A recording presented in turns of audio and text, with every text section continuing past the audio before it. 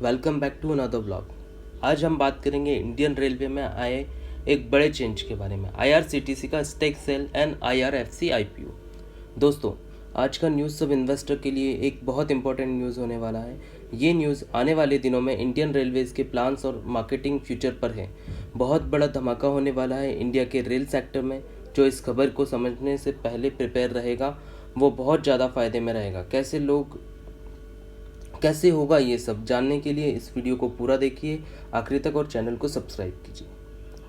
दोस्तों, अगर आप घर बैठे पैसा कमाना चाहते हैं, शेयर मार्केट में ट्रेडिंग करना चाहते हैं, तो आपके लिए बेस्ट ऑप्शन है एंजल ब्रोकिंग का डीमेट अकाउंट। यहाँ आपको पहले साल डीमेट अकाउंट में फ्री चार्जेस मिलेगा, मेंटेनेंस फ्री मिलेगा।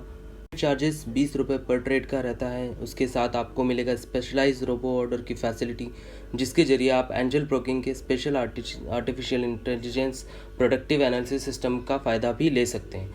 ये आपके एज, सैलरी, आपका प्रेफरेंस के हिसाब से आपको बता देगा कि कौन सा स्टॉक्स या इन्वेस्टमेंट आपके प्लान के लिए बिल्कुल सही होगा। इसके अलावा एंजल ब्रोकिंग इंडिया का नंबर 1 फुल सर्विस प्रोवाइडर है, जिसका मतलब ये है कि आप special advisers and portfolio managers इसके अलग अलग एडवांटेज मिलेंगे।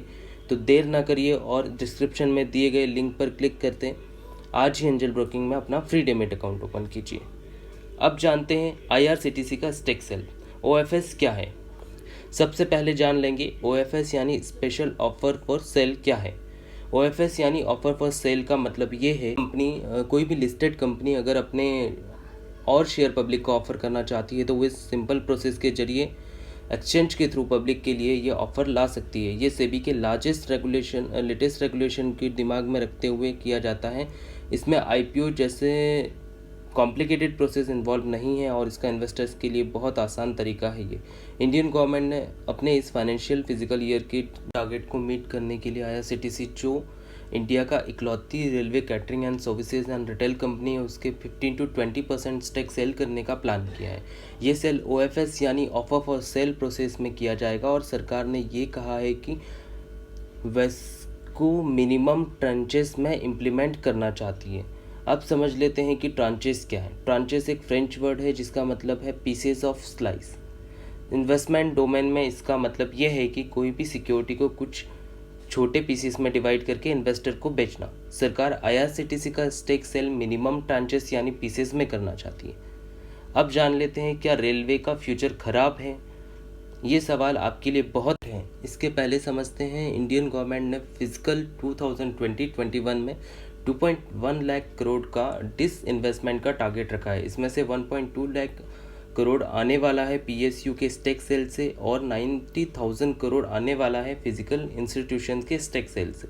लेकिन प्रॉब्लम ये है कि कोविड 2019 के चलते सरकार को ये टारगेट मीट करने में दिक्कत आ रही है। हालांकि सरकार ने 11,000 करोड़ के सब्सक्रिप्शन गैदर किया है PF2 के जरिए AAA रेटेड CPSE बॉन्ड को बेच के, लेकिन ये काफ़ी नहीं है और department of investment and public asset management नहीं कर पा रहा है। तो क्या ये रीज़न है कि आईआरसीटीसी का स्टेक सेल करने का फ़ैसला लिया गया है और कुछ और भी रीज़न हो? दोस्तों, इम्पोर्टेंट रीज़न है सेबी के रेगुलेशन जो कहता है कि किसी भी लिस्टेड कंपनी में मेन प्रमोटर के स्टेक 75% से ज़्यादा नहीं हो सकता। आईआरसीटी में मेन प्रमोटर इंडियन गवर्नमेंट है और उसका टोटल स्टेक फ़िलहाल 87.5% है। ये दूसरा रीज़न है स्टेक सेल का।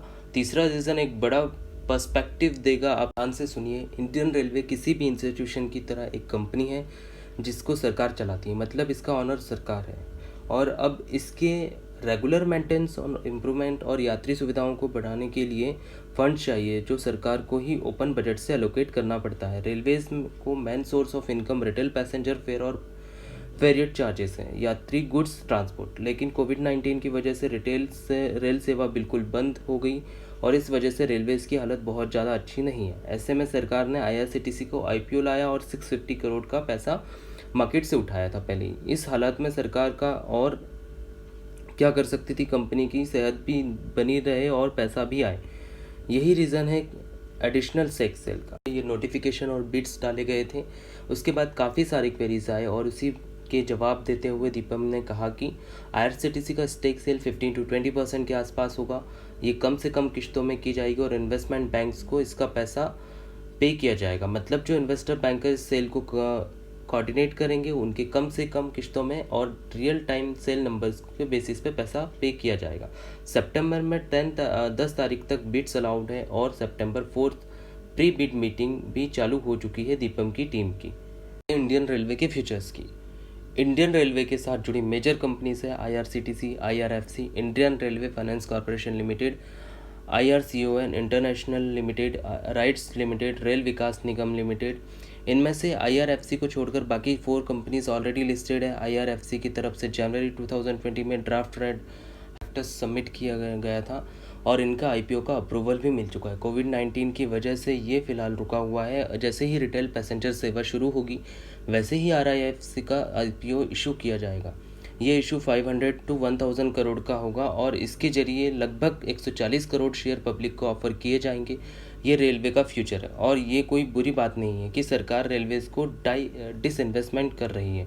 आप सभी को पता है रेलवे की सेफ्टी और क्लीननेस काफ़ी बेहतर हो चुकी है पिछले 5 सालों में और अगर प्राइवेट प्लेयर्स रेलवेज़ में आएंगे तो सर्विस और भी बेहतर होगी। कॉमन पीपल को इससे प्रॉब्लम होगी क्योंकि फैसिलिटीज़ के बदले में भाड़ा बहुत लिया जाएगा और पब्लिक ट्रांसपोर्ट को बहुत बड़ा धक्का पहुंच सकता है क्योंकि इंडिया का ट्रांसपोर्ट का मेन स्पाइन है रेलवे। इसलिए सरकार को कुछ रेगुलेशन ऐसा बनाना पड़ेगा ताकि साधारण लोगों की प्राइवेट प्लेयर्स के आने से बहुत ज़्यादा नुकसान ना हो या बहुत ज़्यादा सुविधा ना हो, क्योंकि ये तो सच है कि चाहे कुछ भी हो सब चीज़ों का इम्पैक्ट सबसे पहले कॉमन मैन पर ही आता है। और अगर आप एक अच्छे इन्वेस्टर हैं तो फिर ये आपके लिए बहुत अच्छा बड़ा मौका है जिसमें आप इंडिया की सबसे बड़ी कंपनी में शेयर खरीदने का मौका देख सकते हैं। और ये पूरा प्रोसेस है जो कि काफ़ी सिंपल होगा। तो फिर चैनल पर नज़र लगाए रखिए और अगले न्यूज़ का इंतज़ार करिए, यही न्यूज़ मिलती रहेगी।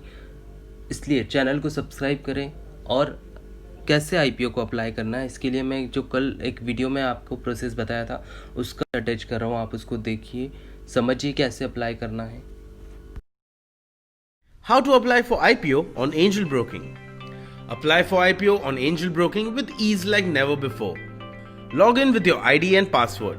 Select More and click on IPO option. Choose an IPO issue and apply. A dialog box pops up where you can choose number of lots. You can either increase or decrease the bids here or change your order type. Under multi-bid, you can place up to 3 bids at a time. After choosing the number of bids you want to place, enter your VPA ID and check I accept terms and conditions. Click on apply. You'll be notified that your request has been submitted successfully and request you to make the payment through Bheem UPI app. Click on OK. Your order book opens up where you can either modify your order or cancel it.